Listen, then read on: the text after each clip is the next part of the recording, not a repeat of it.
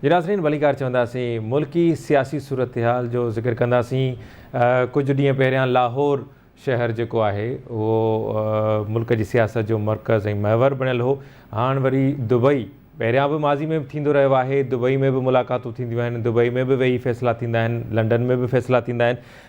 अॻूणो वज़ीर आज़म या नवाज़ शरीफ़ मुस्लिम लीग नून जो क़ाइद आहे, उहो बि दुबई में तरसियल आहे ऐं दुबई में हुन मुलाक़ातूं बि कयूं आहिनि। गुज़िरियल ॾींहं पीपी चेयरमैन ऐं परॾेही वज़ीर बिलावल भुट्टो ज़रदारी ऐं अॻूणो सदर आसिफ़ अली ज़रदारी बि दुबई पहुता आहिनि। मुलाक़ातुनि जो इम्कानु ॿुधायो पियो वञे त अॻूणे वज़ीर आज़म या नवाज़ शरीफ़ सां अॻूणे सदर आसिफ़ अली ज़रदारी जी ऐं बिलावल भुट्टो ज़रदारी समेत काबीना जा ॿिया वज़ीर बि हुते मौजूदु आहिनि। मुख़्तलिफ़ सियासी अॻवाननि जे हवाले सां ख़बरूं अचनि पियूं त उहे बि हुते मौजूदु आहिनि। दुबई में छा थी रहियो आहे, दुबई जी मुलाक़ातुनि जो छा हड़ हासिलु थींदो ऐं दुबई में मुलाक़ातुनि खां पोइ मुल्की अवाम जे लाइ, मुल्क जे लाइ, इलेक्शन जे लाइ कहिड़ा फ़ैसिला थींदा, छा थींदो ऐं इहो सुठो सवण आहे या इनखे सियासी तर्ज़ निगार कीअं था ॾिसनि। असां राब्तो कयो आहे सीनियर सहाफ़ी आहिनि, सीनियर तर्ज़ निगार आहिनि, इमदाद सूमरो साहिब असांखे जॉइन कयो आहे। इमदाद साहिब, प्रोग्राम में भलीकार चवां थो। वरी महिरबानी। साईं, कीअं पिया ॾिसो हीअ जेके मुलाक़ातूं आहिनि, इतला आई आहिनि त मुलाक़ातूं थियूं आहिनि, कुझु इतला आई आहिनि त राति देरि सां मुलाक़ातूं जेके आहिनि उहे रिथियल आहिनि।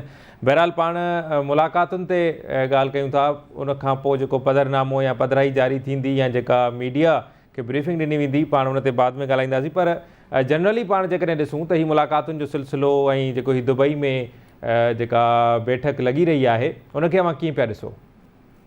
ॾिसो, जेको पाकिस्तान जी सियासत आहे, ज़ाहिर आहे हाणे वञी फ़ैसिला कुन मरहले में ट्रांज़िशन अचणी आहे, चूंडूं थियणियूं आहिनि, चूंडुनि खां अॻु में ऐं चूंडुनि खां पोइ। इहो ज़ाहिर आहे पीपुल्स पार्टी, मुस्लिम लीग नून हिन वक़्तु ॿ वॾियूं जेके पॉलिटिकल फोर्सिस आहिनि, PTI त या इमरान ख़ान जेका पॉलिटिकल फोर्स फ़िलहाल जेका नई चूंड आहे उन्हनि लाइ नज़र न पिया अचनि हिते हूंदा, त उन्हनि खे थोरो पुछिया लाइ वञो। जेकॾहिं पाण त 2006 वारे जेका बेनज़ीर भुट्टो शहीद नवाज़ शरीफ़ साहिब जंहिं राब्ता थींदा हुया, ॿई जलावतन हुया, हिन वक़्तु नवाज़ शरीफ़ जलावतन आहिनि, त उन वक़्तु बि हुकूमत में या चूंडुनि खां अॻु में, मुशर्रफ जे इक़्तिदार जे ख़ात्मे खां अॻु में कुझु अंडरस्टैंडिंग थियूं, मिसाल जमहूरियत थियो हुयो, उनखां पोइ कुझु ॿियूं काफ़ी सारियूं शयूं हुयूं जिन जो अंजाम इहो थियो हुयो त पीपुल्स पार्टीअ पंहिंजे 5 साल हुकूमत पूरी कई। उनखां पोइ नवाज़ शरीफ़ पंहिंजे 5 सालनि जी हुकूमत पूरी कई, जेतोणीकि नवाज़ शरीफ़ नायर थिया, गिलानी साहिब नायर थिया, पर उन वक़्तु असेंबली पंहिंजी मुदत पूरी कई। उनजो उहो जेको हुयो सॼो ॿाहिरि जेकी जलावतनी में मुलाक़ातुनि जो में जेकी अंडरस्टैंडिंग्स हुयूं उनजो नतीजो हुयो। सो अवां ॾिठो हूंदो त मुसलसल पीपुल्स पार्टी, मुस्लिम लीग नून जो क़ाइद मिसाल के जमहूरियत पार्ट 2 या मिसाल के जमहूरियत जी जेका एक्सटेंशन आहे उनजी ॻाल्हि कंदा पियासीं त जेकी शयूं असांखां रहिजी वियूं या जेकी शयूं वधीक करणु घुरिजनि हालतुनि पठान दर हालतुनि जे तक़ाज़नि मुताबिक़। त मूंखे लॻे थो त हीअ मुलाक़ातूं जेके प्लान आहिनि, जेके थियणियूं आहिनि, अञा जिन इम्कान आहिनि, उनजे पोयां निगरान हुकूमत त हिकिड़ो नंढिड़ो हूंदो, मर्कज़ में निगरान हुकूमत कहिड़ी हुजे, पर उनजे पोयां असल शइ हूंदी त चूंडुनि खां अॻु जी हुकूमत अमली छा हुजे, चूंडुनि खां पोइ जी, त जीअं इअं न थिए त चूंडूं थी वञनि ऐं पोइ हिन ॿिनी पॉलिटिकल पार्टी जी पाण में का अंडरस्टैंडिंग न हुजे या सियासी अंडरस्टैंडिंग न हुजे, ऐं उनखां पोइ इहो थिए त पोइ वरी साॻियो इस्टेब्लिशमेंट जे रहमो करम ते हली वञनि हालतूं 100%। हालतूं हींअर बि इस्टेब्लिशमेंट जे रहम करम ते आहिनि, पर जीअं 2008 जी चूंडुनि खां पोइ इस्टेब्लिशमेंट खे तेज़ीअ सां कमज़ोर कयो वियो, हुनजो किरदारु जेको आहे उहो कमज़ोर कयो वियो। 2008 चूंडुनि खां पोइ मुशर्रफ जे घर मोकिलियो वियो, ईसा खे जमहूरियत कयो वियो।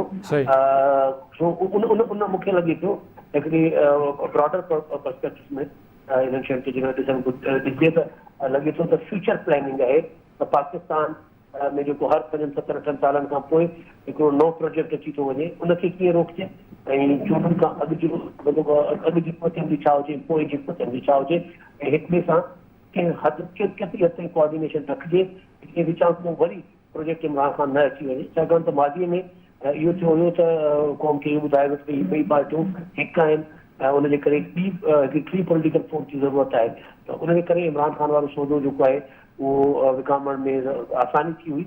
उहो रस्तो रोकण लाइ बि मूंखे लॻे थो त जेका लंडन में दुबई में जेके मुलाक़ातूं मुतवक़िया आहिनि उहे हुनजो एजेंडा हूंदी। सही सही। अच्छा इमदाद साहिब, इलेक्शन जेका आहे, अव्हांखे छा थो लॻे त पीपल्स पार्टी ऐं मुस्लिम लीग नून या हुनजी क़यादत जेका आहे उहा आइनी मुद्दो पूरो थियण ते कराइण जे लाइ हामी भरे थी या उन जे हक़ में आहे या जेको ही इलेक्शन एक्ट जेको आहे ॾिनो कल्ह जेको बिल पेश कयो वियो ऐं मंज़ूर बि कयो वियो त इलेक्शन कमीशन तारीख़ ॾींदी ऐं सदर खां मुशावरत न कंदी ऐं इलेक्शन जी जेका तारीख़ आहे उन में फेरफार बि इलेक्शन कमीशन ई करे सघंदी। तव्हांखे छा थो लॻे त छा इन जो को मिसयूज़ कयो वेंदो या इन जो को फ़ाइदो वरितो वेंदो त इलेक्शन वक़्त ते थींदी 5 साल पूरा थियण खां पोइ इलेक्शन थियण जा इम्कान अव्हांखे नज़र अचनि पिया या माहौल साज़गार आहे पीपल्स पार्टी जे लाइ मुस्लिम लीग नून जे लाइ? ॾिसो माहौल हिन खां वधीक साज़गार मुस्लिम लीग नून लाइ त को कोन थी सघे थो, पीपल्स पार्टी लाइ ज़ाहिर आहे ई आहे। छाकाणि त पीपल्स पार्टीअ 2018 खां पोइ वाहिद पॉलिटिकल पार्टी आहे जेका मुसलसल गेन पई करे। चाहे तव्हां ॾिसो कराचीअ में उन्हनि पंहिंजो मेयर ठाहियो आहे, बलदियाती चूंडुनि में ज़मीनी चूंडुनि में उन्हनि सीटूं जेके उन्हनि वटि न हुयूं उहे उन्हनि खटियूं आहिनि, चाहे मुल्तान जी हुजे चाहे कराची जूं हुजनि। सो पीपल्स पार्टीअ खे फ़ाइदो हाकिम पहुचायो आहे। पीपल्स पार्टी जी पंहिंजी जेका पॉलिटिक्स आहे ठहराव वारी उनजो फ़ाइदो पहुतो आहे। मुस्लिम लीग नून लाइ हालतूं अॻु साज़गार न हुयूं, पर इन वक़्तु इमरान ख़ान ज़ीरो आहे। उनजो रीज़न जेको बि हुजे, इमरान ख़ान मैदान में न आहे, उनजी पॉलिटिकल पार्टी चूंडुनि में रहण जी हैसियत में कोन्हे, पंहिंजे बेरोज़गार जो शिकार आहे, त मुस्लिम लीग नून लाइ हालतूं इन खां वधीक बहितर न हूंदियूं। रही ॻाल्हि जेको मियां नवाज़ शरीफ़ साहिब जी, त नवाज़ शरीफ़ साहिब जेके उन्हनि जी एहलियत जो मामिलो हुयो, तव्हां ॾिसो त उहो बि हिकिड़ो बिल अची पियो हुयो, हुन में नवाज़ शरीफ़ साहिब जी एहलियत जेका आहे उहा उन बिल जे ज़रिए बहाल थी वेंदी।